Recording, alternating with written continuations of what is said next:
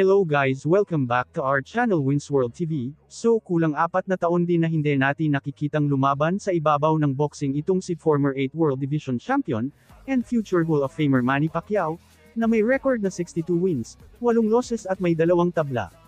Ngunit ngayong darating na July 19 taon kasalukuyan ay muli itong babalik sa ibabaw ng boxing ring para patunayan na isa pa rin siyang halimaw sa ibabaw ng boxing ring.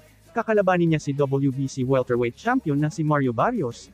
Si Mario Barrios ay may record na 32 wins, 18 knockouts, 2 losses at 1 tabla, kakayanin kaya ng mas batang Mario Barrios itong si Manny Pacquiao.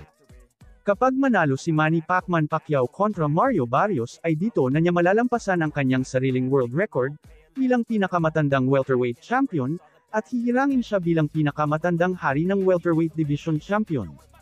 At paniguradong magkakaroon ng Manny Pacquiao vs Floyd Mayweather Jr. rematch, or magiging Manny Pacquiao vs Tank Davis, na tiyak magiging blockbuster ito sa mansulok ng mundo.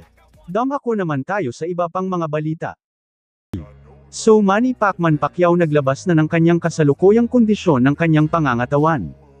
Kulang-kulang 2 linggo na lang at magkakaalamanan na kung sino kina Manny Pacquiao at Mario Barrios ang hihiranggan malakas sa ibabaw ng boxing ring.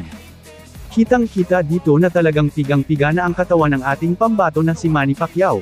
Bato-bato na ang pangangatawan nito, at nagmukhang bata pa ito tingnan at nakakatakot na, dahil kitang-kita na talagang malakas na ito at handang-handa na makipagtagisan ng kamao sa kamao, lakas sa kanyang kalaban na si WBC World Champion Mario Barrios.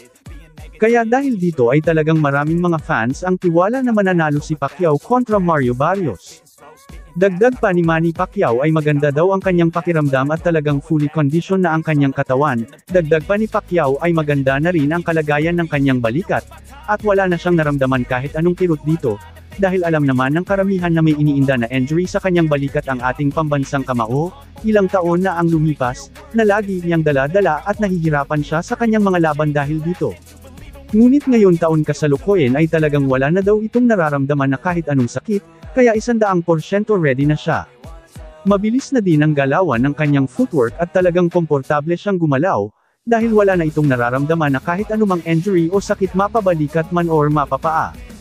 Dagdag pa sa ating mga balita, Carl James Martin hindi kinaya ang ginagawa ni Pacman na pagpapapalo ng stick sa katawan. Ang pagpapapalo kasi ng stick sa katawan ay nagpapalakas ng pain tolerance, para hindi ito basta-basta masasaktan sa mga pinapatama sa kanya ng kanyang kalaban, kaya ito panuulin ang pagsubok ni Carl James Martin sa training na ito.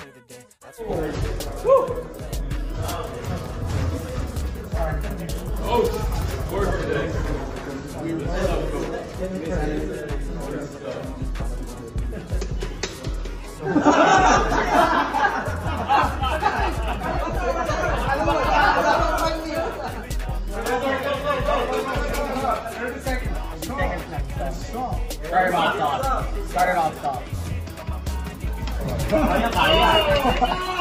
Isipin mo lang.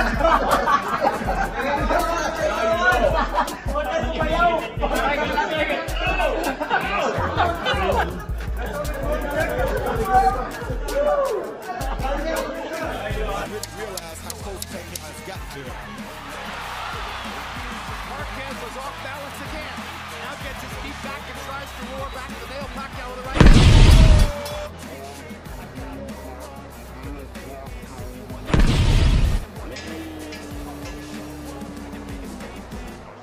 Dumako naman tayo sa iba pang mga balita. Mario Barrios papatulugan ng mas mahimbing ulit si Manny Pacquiao sa ibabaw ng boxing ring.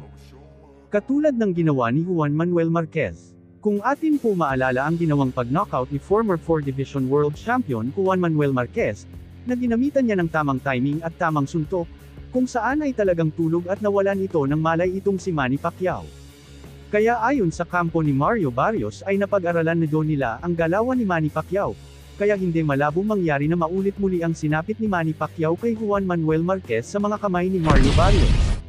Ano sa tingin nyo guys, sino kaya ang matutamba at sino ang nanatiling nakatayo? Si Pacquiao ba or si Barrios? Just comment down below. Thank you for watching. Salamat sa inyong panunood. This is Wins World TV. Saying peace, love and good vibes lang tayo lagi, okay, alright.